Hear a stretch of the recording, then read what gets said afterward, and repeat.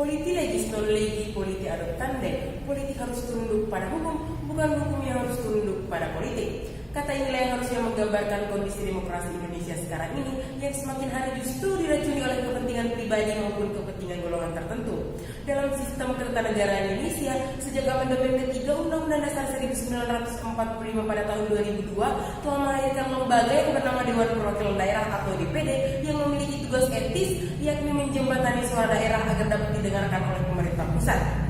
Perubahan Undang-Undang Dasar 1945 yang bersifat mendasar telah memberikan perubahan pada kelembagaan negara. Hal ini tidak hanya karena adanya perubahan kelembagaan negara, tapi juga adanya perubahan pada paradigma hukum dan ketatanegaraan.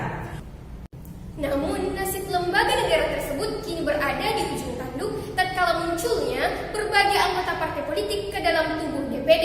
Buktinya, pada periode 2014-2019 tercatat 78 dari 132 anggota DPD masuk ke dalam partai politik. Pasalnya, apabila anggota Dewan Perwakilan Daerah masuk ke dalam partai politik, maka akan menyebabkan terjadinya benturan kepentingan.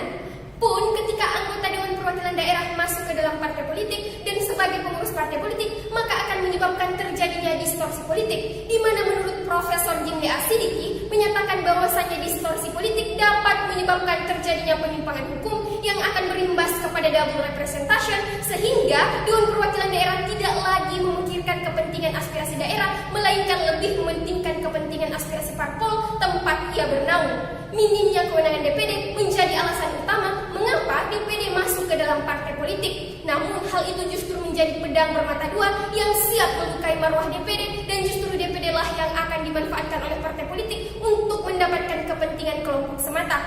Setelah polemik panjang hadirnya partai politik ke dalam tubuh DPD pada periode 2014-2019, banyak kaderisasi partai politik yang mencalonkan kembali ke dalam kontestasi pemilihan pada periode 2019-2024. Hal inilah justru yang akan memberikan kegelisahan bagi masyarakat bagaimana nasib aspirasi daerah ke depannya.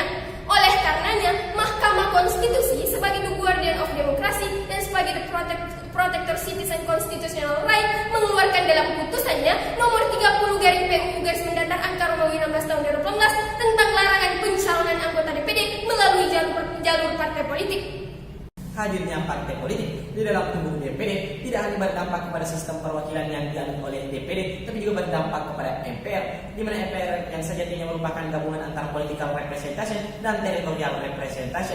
Hal tersebut dapat kita cermati di dalam Undang-Undang Dasar 1945 Pasal 2 Ayat 1, Majelis Permusyawaratan Rakyat terdiri dari anggota DPR dan anggota DPD yang dipilih melalui pemilihan umum yang selanjutnya akan diatur di dalam undang-undang. Kemudian ketika melihat kembali Undang-Undang MD 3 Pasal 12 ayat 2, fraksi dapat dibentuk oleh anggota partai politik yang memperoleh ambang batas pencalonan perolehan kursi DPR. Kemudian di dalam pasal 13 ayat 1, kelompok anggota merupakan kelompokan anggota MPR yang terdiri dari seluruh anggota DPD. Kemudian di dalam pasal 13 ayat 2, kelompok anggota merupakan pertujuan untuk meningkatkan optimalisasi dan efektivitas MPR dan kelompok anggota sebagai wakil daerah. Ketika kita menggunakan penafsiran secara sistematis, pasal-pasal tersebut menginginkan adanya dua sistem perwakilan di tubuh MPR, yakni perwakilan politik dari DPR dan perwakilan daerah dari DPD.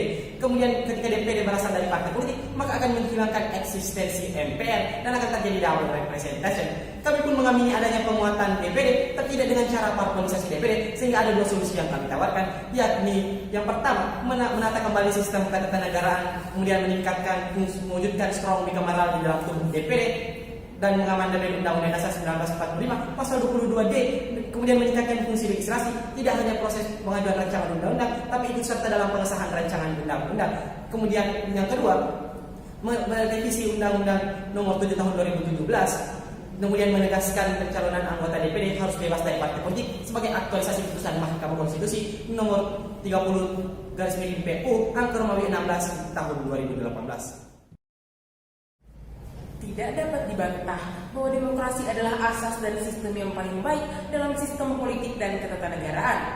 Hazanah pemikiran dan performansi di berbagai negara telah sampai pada titik temu bahwa demokrasi adalah sistem yang terbaik di antara sistem yang lain. Hal inilah yang coba digagas oleh founding father bangsa demi meratanya demokrasi di seluruh pelosok Nusantara melalui sistem perwakilan, yaitu Dewan Perwakilan Daerah. Semangat besar dipikul di pundak Dewan Perwakilan Daerah, namun sayangnya dalam praktik ketatanegaraan berkata lain, dipilih seakan-akan menjadi pelengkap di tubuh parlemen. Terbatasnya fungsi DPD menjadi salah satu pemicu sulitnya memperjuangkan amanat masyarakat daerah sebagaimana di dalam Undang-Undang Dasar 1945 Pasal 22D ayat 1. Dewan Perwakilan Daerah dapat mengajukan kepada Dewan Perwakilan Rakyat rancangan undang-undang yang berkaitan dengan otonomi daerah, hubungan pusat dan daerah, pembentukan dan pemekaran serta penggabungan daerah, pengelolaan sumber daya alam dan sumber daya ekonomi lainnya, serta yang berkaitan dengan perimbangan keuangan pusat dan daerah. Jika dicermati, tersalur atau tidaknya gagasan DPD semua tergantung pada DPR yang memiliki kewenangan lebih dibandingkan DPD. Sulitnya negosiasi antara DPD dengan DPR dalam mengambil kebijakan disebabkan karena tidak adanya hubungan emosional antara DPD dengan DPR yang kemudian berimplikasi pada arah dan tujuan DPD dalam memperjuangkan amanat masyarakat daerah. Selain tidak adanya check and balance dalam hal kewenangan antara DPR dan DPD, latar belakang politik juga menjadi pembeda antara DPR dan DPD.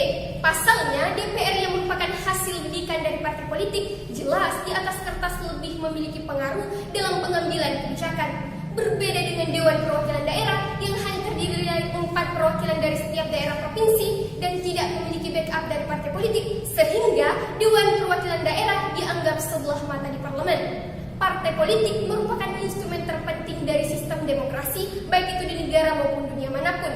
Tidak dapat dikatakan demokratisasi sebuah negara ketika tidak memiliki partai politik di negara tersebut.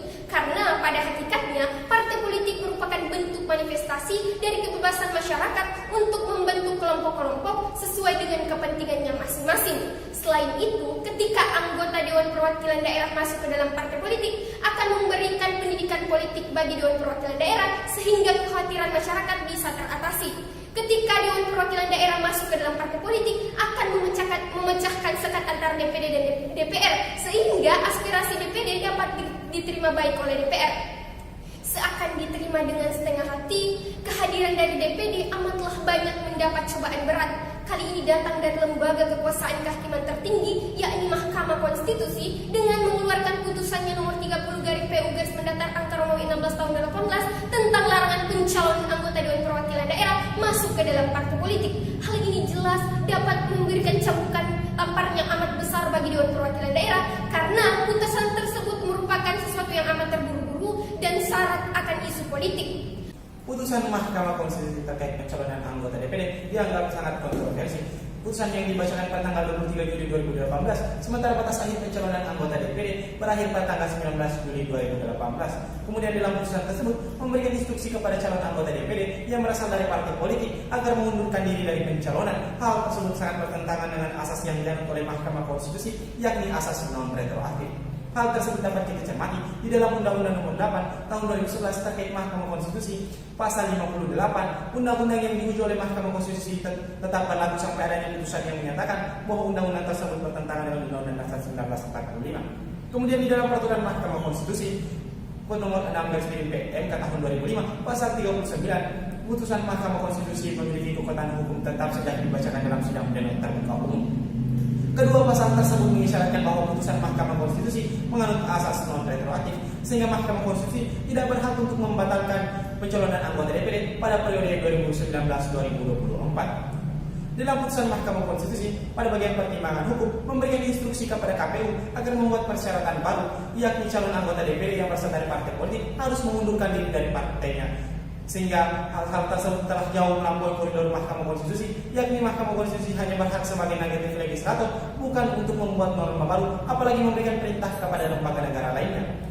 Indonesia seharusnya belajar kepada Amerika yang merupakan kiblat demokrasi dunia, di mana di dalam parlemen Amerika, yakni Kongres yang terdiri dari House Representative dan Senat, di mana kedua lembaga tersebut dapat diperoleh dari anggota partai politik. Sehingga kami mengajukan dua solusi. Yang pertama yakni merevisi Undang-Undang Nomor 7 Tahun 2017 terkait pemilihan umum sehingga memberikan peluang terhadap anggota partai politik untuk menjadi calon anggota DPD.